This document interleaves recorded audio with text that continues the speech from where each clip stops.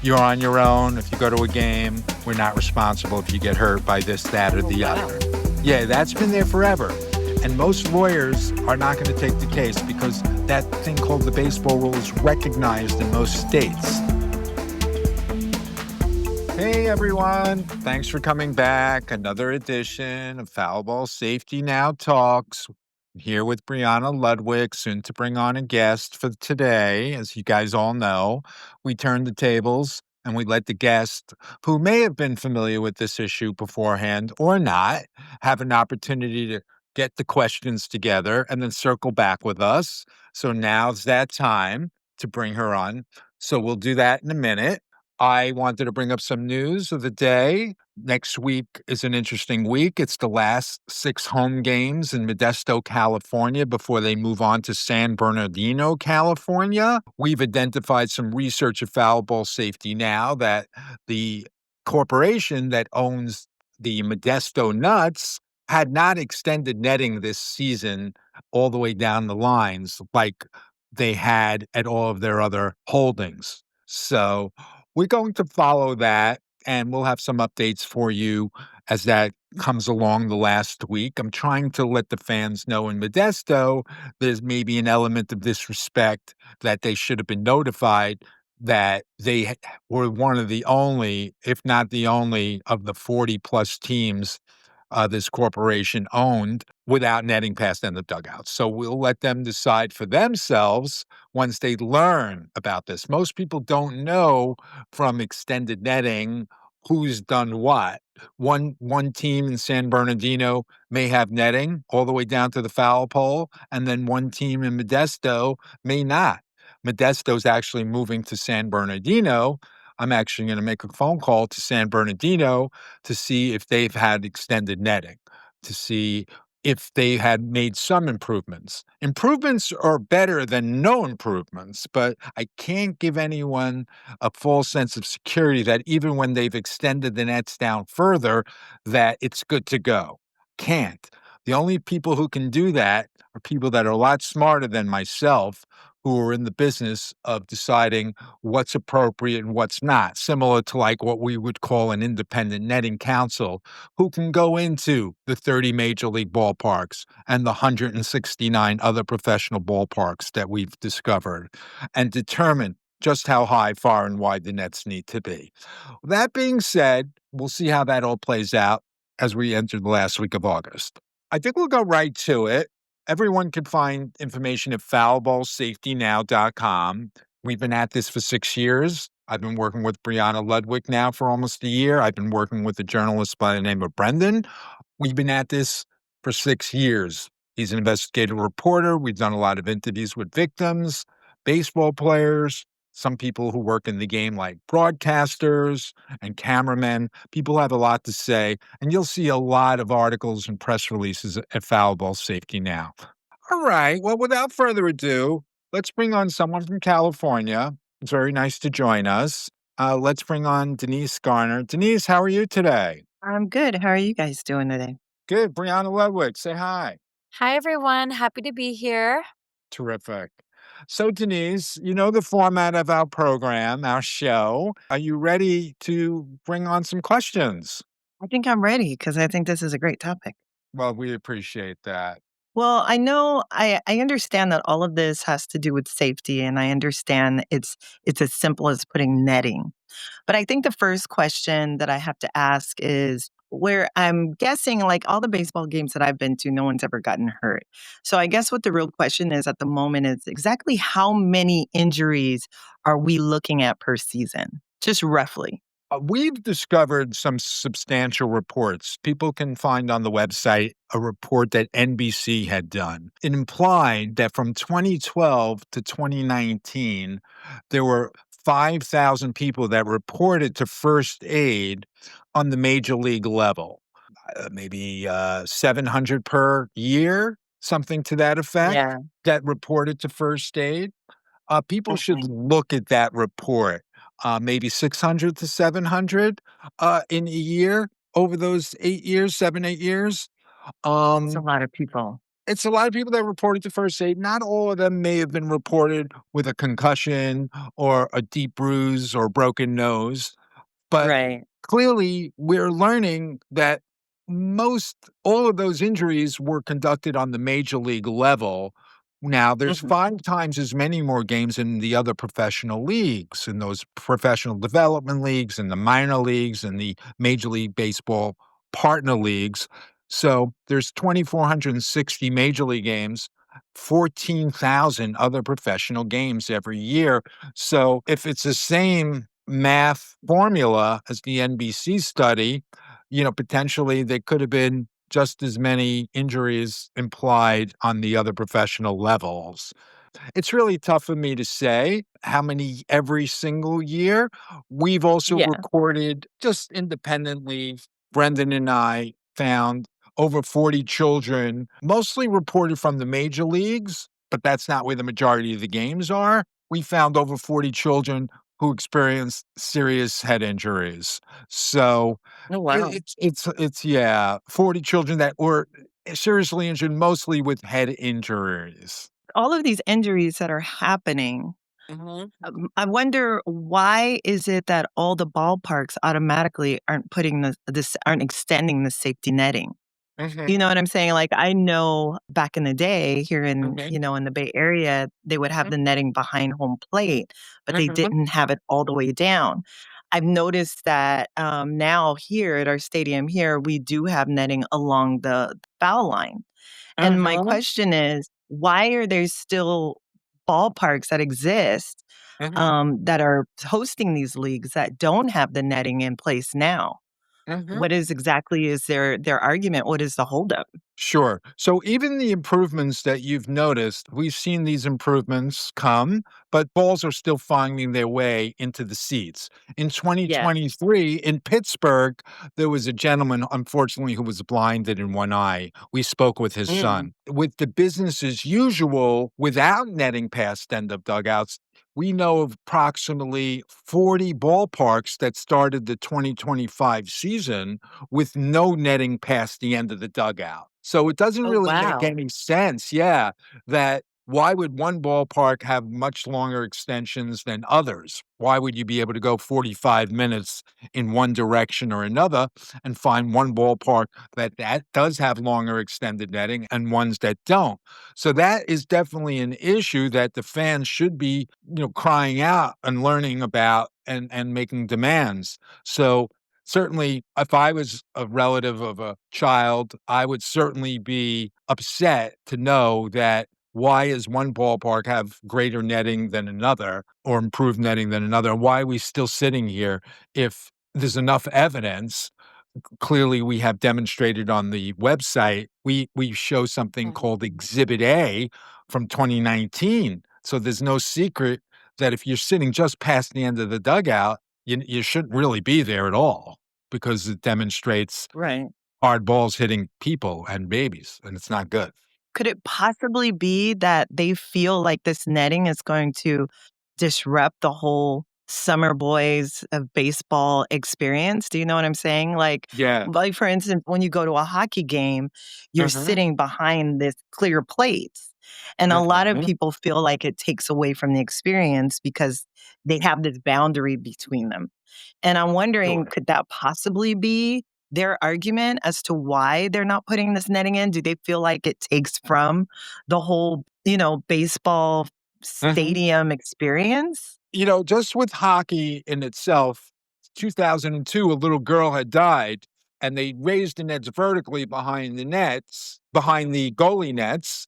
Maybe pucks are not flying in as they usually did prior to that. They're still flying in over the sides, maybe Mhm. not as frequently, but there are deflections. People probably have been hurt in the last 20 plus years. I have not been documenting hockey, but with Mhm. baseball, you hear things from management over the years, and we found many articles and suggesting what you may be thinking about that maybe the management wants to make the fans happy.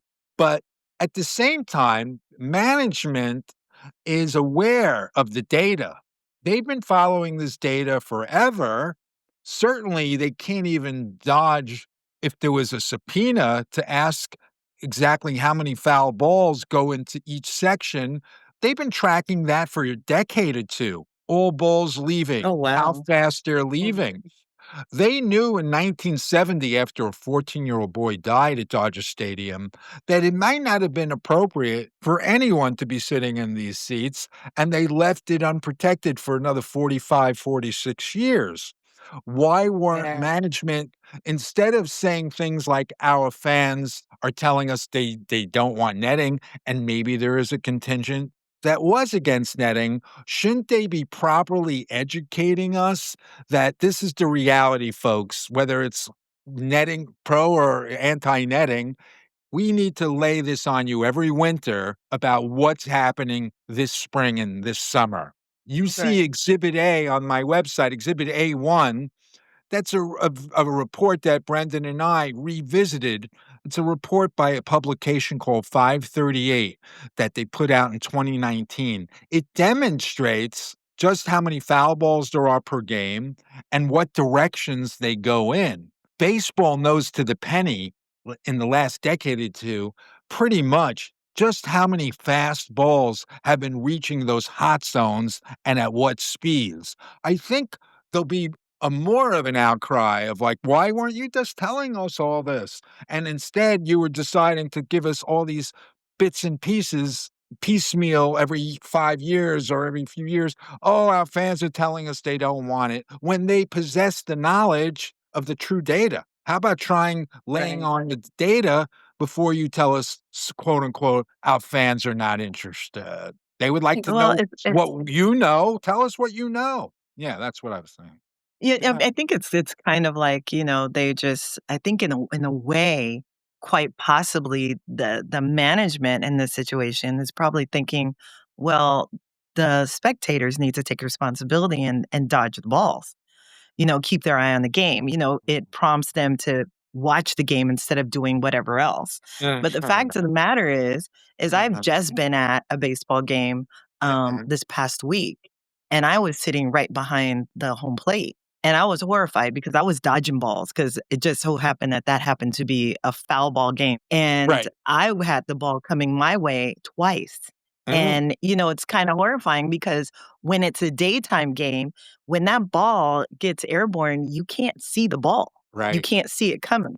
You have to Yeah, rely on the people around you who could possibly see it to know right. exactly where it's coming down. Sure. So, Sure. should the spectators be the ones to, on the side of the management, maybe they're Mhm. thinking, shouldn't the spectators be the ones that should take responsibility for their own safety? Could that be what they're looking at? Well, I mean, if it was portrayed this way, like you say, that if they really felt like it was the fans' responsibility, wouldn't we be entitled to a lot more education? And not once we're at the game that this potentially can come your way, be careful. And Right. when do you ever see children on construction sites? And Yeah. that's really taking caution. And you always see them wearing hard helmets. If we know, like in 2019, there were 53 foul balls per game, 53, why are we sitting there? How can management say with a straight face that we should be able to defend ourselves and be vigilant and do nothing but stare without blinking? That's not going to happen. And Exactly. even if we were staring without blinking, look what happened to the umpire a couple of months ago. You guys can go to the website, Foul Ball Safety Now, Exhibit A2. You'll see Hunter Wendelstadt. He's 100 feet away, similar to where there are at least 40 ballparks or approximately 40 ballparks with no netting past end of dugouts, which also may be around 100 feet away. He's looking at the play. He's not blinking, and he caught one right in the head. He hasn't been back to work Yeah. since. Even if they said, Wow. get off your phone, no phones allowed. We're not superheroes. They're really hard to see. And even if there was no shade or light or contrast, even if it was the most Yeah. perfect lighting, we are not superheroes. But of course, it makes it more difficult to protect yourself. I don't think people are in the catching the ball mode. It's more about saving their face mode. I know that at our ballpark here, we do have the safety nets that go all the way down the foul line now, Is which I this was in very San comforted. Francisco? Yes, in San Francisco. Okay, And I okay. was, because I was there as a guest. Someone invited me to the game. And when I got there and saw Mhm. where I was sitting, the first thing I thought to myself was, oh God, because I knew it was going to be a stressful game because I'm that person that the balls always seem to come my way. But I was comforted the fact that they had these nets. Mm. But I wondered because there were so many foul balls, and I wondered because a Yeah, lot of those foul balls ended up on the next section up higher, like course, the floor up. course. It can reach you on the upcline or on the downcline. You're still in danger. The nets look good. Their improvements looks great. Gives people a false sense of security is what it does. And until Exactly. there's a one pager or a four pager delivered to you over the winter time about, this is the education we've come up with, third party independent netting council, it'll raise all the questions of concern. What you should Right. know, what you don't know, whether it's permissible, whether we need to have a further discussion, stuff that we're doing now. I like to eliminate the unknown factors, put it all on the table. So, three of us who are talking now can turn on 12 people who can turn on 36 people to this discussion and let the conversation go where it needs to go. So, the experts who are supposedly oversight looking out to make sure that kids are in safe places, not coming to games where it's carefree and no concern. That's never been the reality. Why aren't we ever all educated about what was appropriate, what was not? Where the questions still remain, where do they not? Instead, if you all see foul ball safety now, Brianna and I and Brendan, we came out with something, a netting report from what we found so far in the spring and summer of 2025 on the major league level. We found a lot of injuries, and this is where supposedly the netting has been improved and it looks better. Mrs. Goldblum died at the Dodger game in 2018. She was behind home plate in the Loge level, first level up at Dodger Stadium. And she got hit with a ball. And unfortunately, she passed away. Now, the Dodgers didn't take care of it a day later. Games went on for a full year. And then a year later, they finally raised the nets vertically. Was everyone notified who sat in those sections? What happened to Mrs. Goldblum? Maybe you want to think again before you come back. Did they do anything like that? Well, guess what? We as journalists or interested in pursuing this history, we should be asking those questions. And if people were notified, then that's one thing. And should they continually bring in their kids or should they have been 18 and older, and know the risk? Mrs. Goldblum died here. You're coming to the next 100 games without Yeah. knowing this, or do you know this? Oh, should you be bringing your kid? All kinds of questions we could be raising and decide, let the fans and the truth seekers, if they're not fans, determine for themselves just how transparent baseball was. I believe very little transparency is going on and continues. Yeah, there Right. needs to be an actual scientific study conducted in every single ballpark that applies the netting standard based off of data of where the foul balls are going and frequenting and where the areas of danger lie because it's not a one size fits all solution. Okay, netting foul pole to foul pole, but what does that really mean? Because every single ballpark is built differently and has different configurations. So even if the netting is foul pole to foul pole at every single ballpark, A, they're still flying over the netting because they're not high enough because nobody has that Right. study. And B, every single ballpark has seats in different areas and different distances between, all of the points. So it needs to be done in every A single gray ballpark. area. It's a gray area all the Yeah. way around, and we will continue to remind people about that because we want certainly, this to be revisited historically, and we wanna prevent black and blues right now. We put these nettings here, and from what I have seen, the balls are still coming over, just like you said, they're still coming over Right, the netting. So right. for those ballparks that do have this netting out there, that the balls are coming over, do you feel like the netting should be raised higher?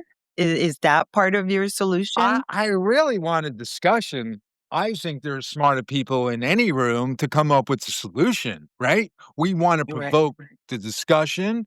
We want a transparent community.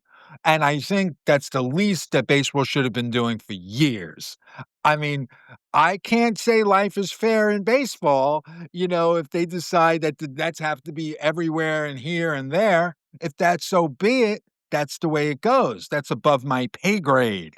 I just want to provoke a stimulating, truthful, discussion on where we need to go and follow this conversation, past and present, certainly to make a better future. As I was saying, Mrs. Goldblum died in the Loge level and they raised their nets. Yeah, it took them a year, but they raised Mhm. their nets higher vertically. Mhm. I don't know if any of those other 29 major league clubs have done anything Yeah. like that. And I haven't been able to get that information from those clubs. That's something an investigator should do because the major league teams that have 2 or 3 or 4 tiers, the bigger places, not the Right. 169 places, Mrs. Goldblum died at a major league game in 2018. Yeah, the Dodgers raised their nets, so maybe her section is now blocked. But for that full year, were people notified about Mrs. Goldblum?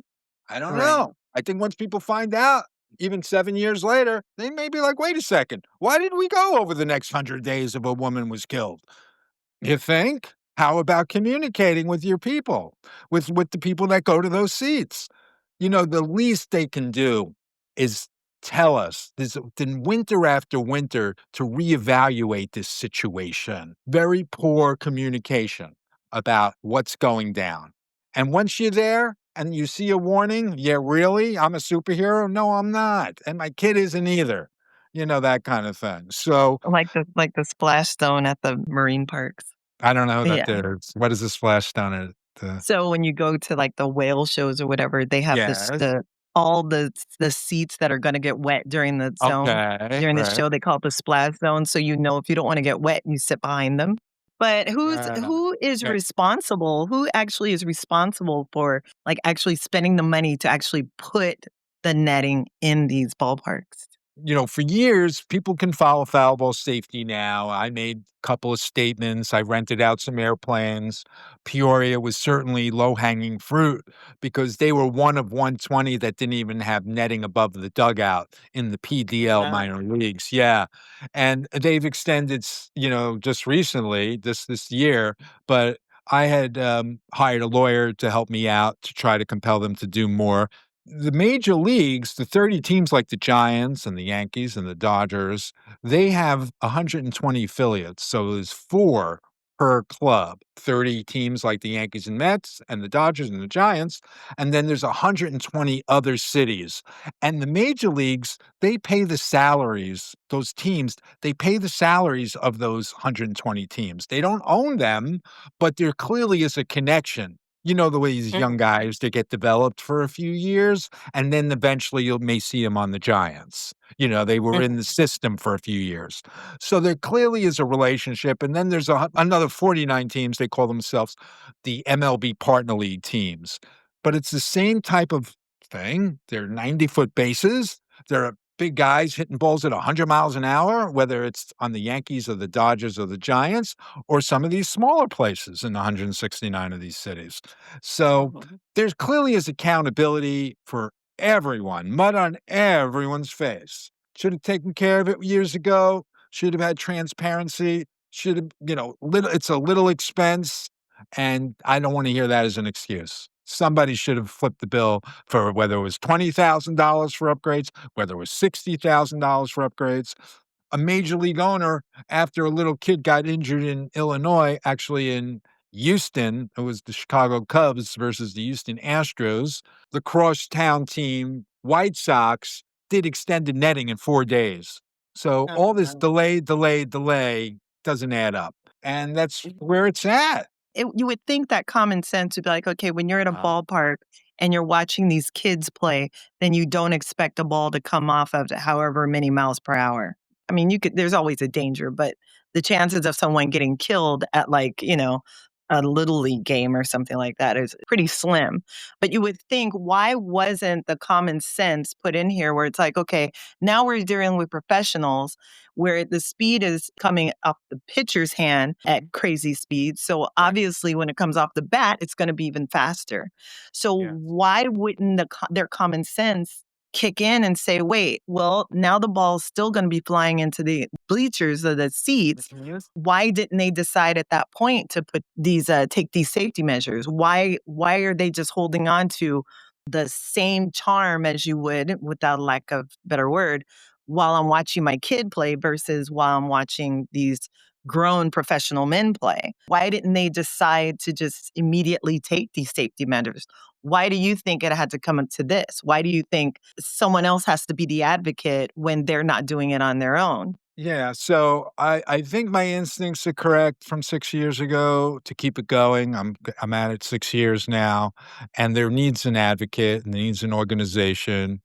And I welcome anyone who's more influential than I am, but it costs money and time to make sure that people understand and are aware. There's a history of people being injured. I know of a woman, my lawyer in New York introduced me to her girlfriend who was blinded in New York at Shea Stadium when she was 14 years old. That was back in 1979. So I shared with you about the 14-year-old boy died at Dodger Stadium in 1970. So we're talking 55 years of situations. I'm sure that if we looked a little closer into it and demanded to ask all these teams for the last 55 years worth of their own personal records about people who've reported to first aid, you're going to see so many. And you're going to also see the NBC report from 2012 to 2019, which also implied how many people may have reported to first aid during that period. And I think unfortunately, the other teams, the 14,000 other games, 5 times there's 2,460 major league games a year, but there's 14,000 other professional games every single year. Now, who knows what their record keeping is like, but they hit the balls at similar speeds at 100 miles per hour. Their netting certainly lacks where it's at the major league level because it's been slower to respond and it's been kicking the can down the road, and it's been lawyers within the game trying to protect their asses about historical context, about, well, what do we say to the person who was blinded back in 1979?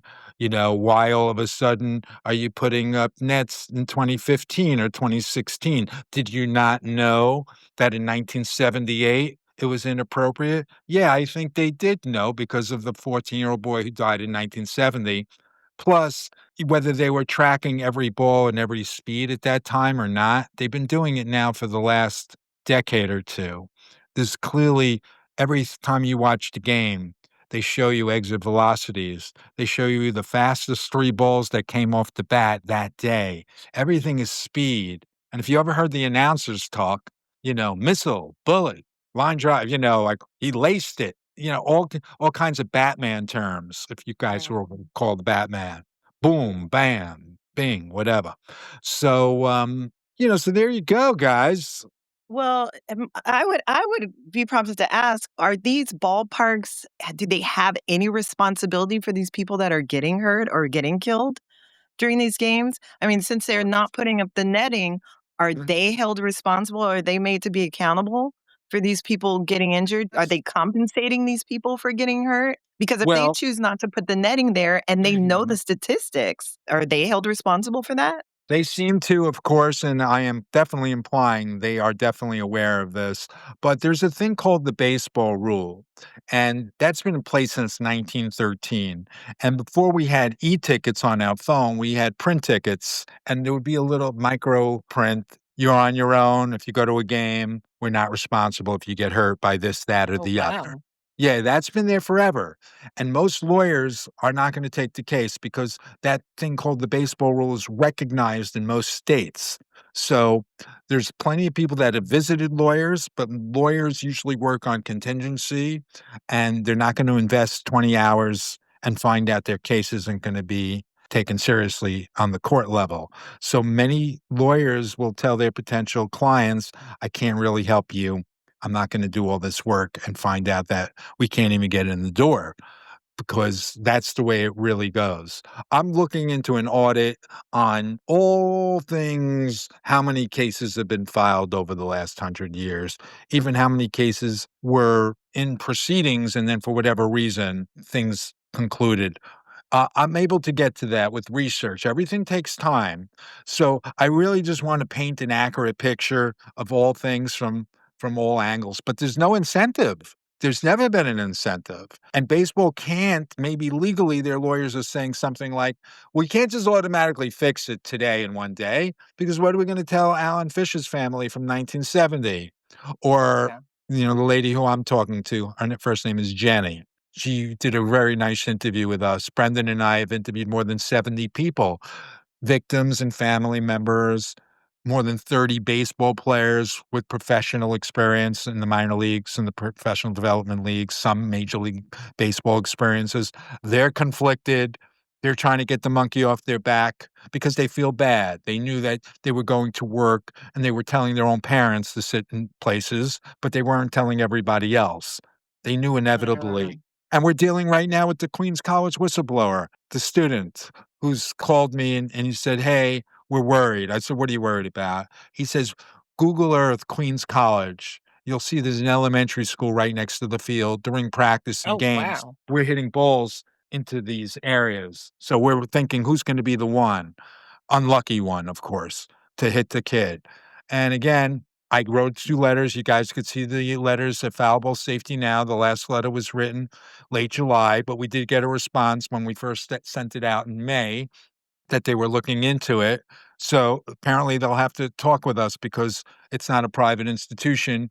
And one of my lawyers will help us with another follow-up letter. We believe it's not so unique that balls are even flying outside ballparks. We know of a settlement in late July in California. There was a ball that flew outside the ballpark. A woman 2 years ago was hit at a ball outside the ballpark and hit her in the head. She can't work anymore. This is very unique. This is a handful of balls every practice or every game or in these 169 places. They're leaving the field and going on the sides and raining on people, breaking windows, and eventually hitting heads. So if 5 or 10 balls are flying outside every single calendar day, that's not cool. And if it misses people most of the time, then people should have umbrellas while they're going from the parking lot to the gate. And, something to, why are they just letting this business as usual? This is business as usual. It's upsetting. So in my mind, we're in the dark ages. There's nothing civilized or dignified about the way baseball is being conducted. We just need honest conversation. Is there a possibility that there could be a movement to take that statement off of their tickets or get rid of that whole statement saying basically it's at your own risk and Of we're not going to be course. responsible? Of course, but that'll change the legacy of baseball forever. They're like, how dare you not have told us this in 1979? You knew this in 1978. You know, but yes, baseball in 2025 should clearly be marketed for if you're an adult and you're 18 and older and you want to take one to the throat, it's okay. It's similar to like running with the Bulls in Spain. If you really, really want to run with those guys, go ahead. But I'm not. What about those people who are outside the ballpark who aren't even going to the games? Like I know I our know. ballpark here, I mean, there's just pedestrians everywhere because it's I right know. next to Fisherman's Wharf. So Yes. it's like, How about okay, that? well, what about the old woman that's just Going to the hanging out supermarket and with she her didn't even know grandkids it for was the game day and day. waiting across Yeah. the street? I mean, are they not going to take accountability for that? That alone, they should be made to have some type of accountability for that. These people didn't buy a ticket. They don't even care about baseball, but I'm getting hit in the head and am injured for life. So it's like at some point, they're going to have to take responsibility for this. I understand the whole watch it at your own risk, but isn't the whole game of baseball a little different from the way it was played, in the early 1900s? Isn't it a different I game don't now go just by because that. I don't go by that because I think it's probably is just as many foul balls, whether they were hitting it now at 110 or then at 90. 90 is Mhm. still 90. Linda Goldblum was killed with a 93-mile-an-hour ball, not a Mm. 110-mile-an-hour ball. I mean, I don't go by that. It's just a matter of education. It's just a matter of just being straightforward and transparent, something that's always been missing from baseball. You mentioned in Fisherman's Wharf in California and San Francisco. Most of the balls that I'm talking about, there's places like Wrigley Field and Fenway Mhm. Park in Chicago, in Boston, Mm. and maybe in where you are, where balls are going, home run balls are flying outside. And maybe there's a lot of people with gloves and those guys in those little Yeah. canoes, that kind of thing. All right. But I'm talking about the 169 other ballparks where 5 or 10 balls, I don't know how many. Baseball probably does. Check out Exhibit A1. But they know exactly if it's 5 balls, 12 balls during a 2 or 3-hour period that are flying over the sides. And that's what I have a problem with, that Yeah. their lawyers are insulated and the corporations are insulated to liability. So if somebody gets hurt or killed, or they're waiting to go in the game. And in Brooklyn, New York, where I was 20 years ago, plus with the group, we're outside. Yes, a ball flew outside, hit a young person we were with in the forearm. I remember it long Mm. before I got involved. And it could have been his Right. temple, it could have been his eye. He was fortunate. This is business as usual. It's undignified that 5 or 7 or 12 balls every single 2 or 3-hour period during practice and games are flying on the sides. Fenway and places like where the Giants play, Fenway Park in Boston, Wrigley Field, there may be 12 guys with gloves down there. Maybe the people who are pedestrians know to keep away. I'll give them a little bit of a pass on that. But the Right. 169 other places, come on, man. Yeah. They're breaking car windows. They don't give you special umbrellas to go from the parking lot to the gate in these 169 places. And it's just unbelievable. It's uncivilized, undignified.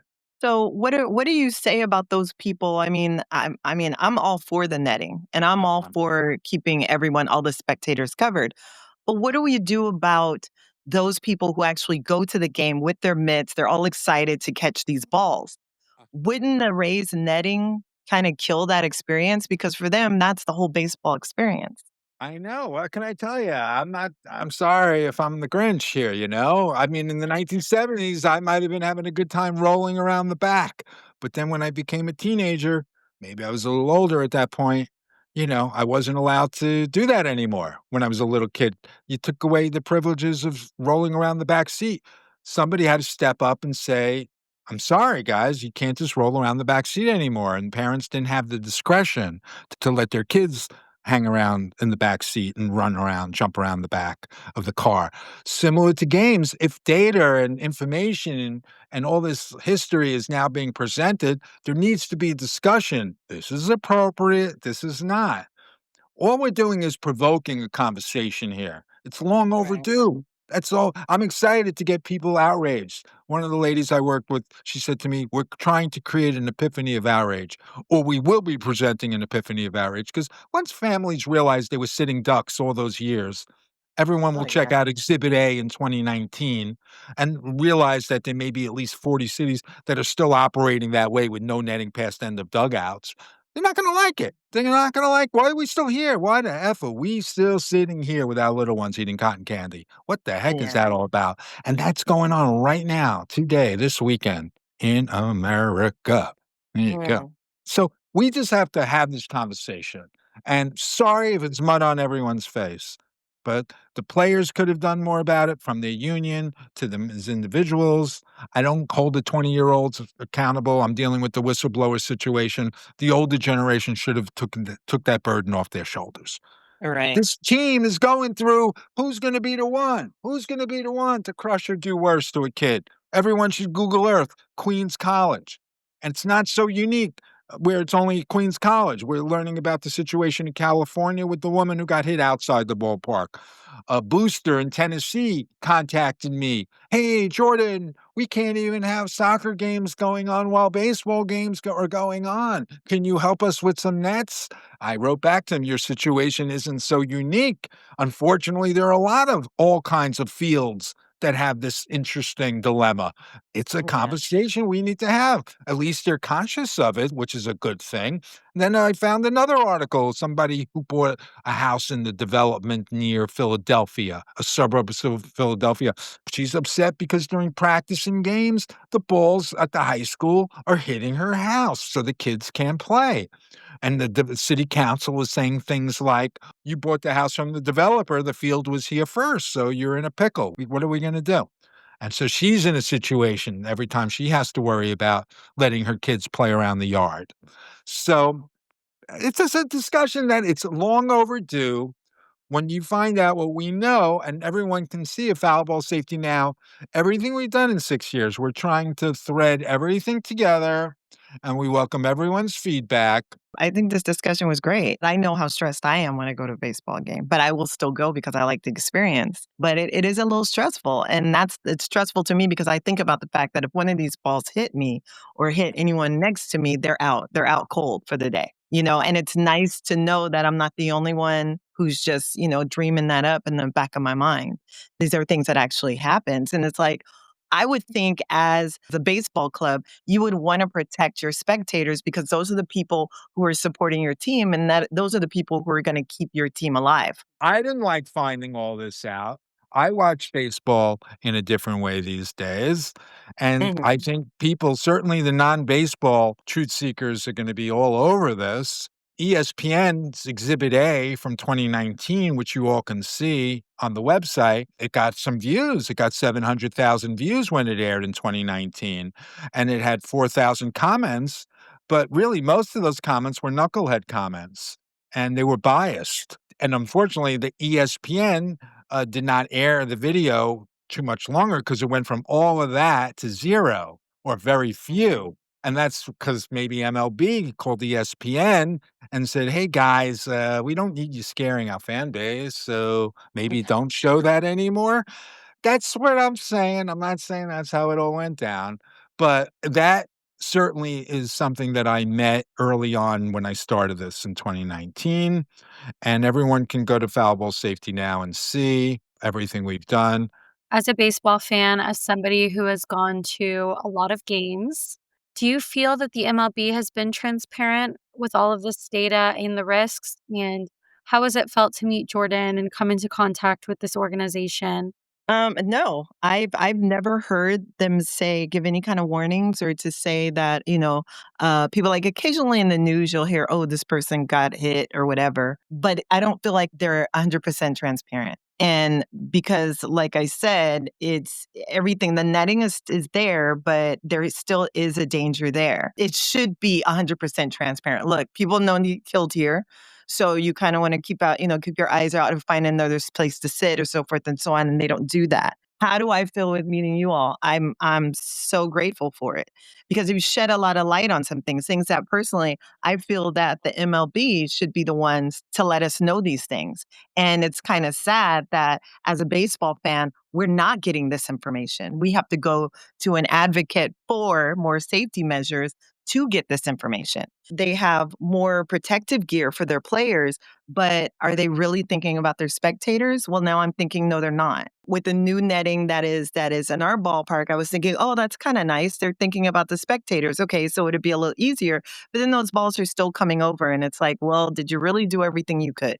You see what I mean? Yeah. This whole thing is very enlightening. I'm so grateful for it. And I agree, something is going to have to happen, and it has to be on the shoulders of the club. And it's hard to make everyone happy because how you look at this really depends on what stage you are. You're not going to think about all these things when you're a teenager. You're not going to start thinking about these things until you're older, or you have kids and whatnot, or if someone gets hurt. So everyone is on a different level when they're looking at all of this. So you're never going to make everyone happy. But our job is that we need to make things safer for the generations to come later. I understand that no, this person is going to complain because they were seriously injured or someone was killed in the years prior, but it's better to do something later than never. And that's something that's refreshing to hear because no, the MLB is not taking responsibility for it. They're not letting all the spectators know because, like you said, they're afraid that the spectators will stop coming because they'll be worried about their safety.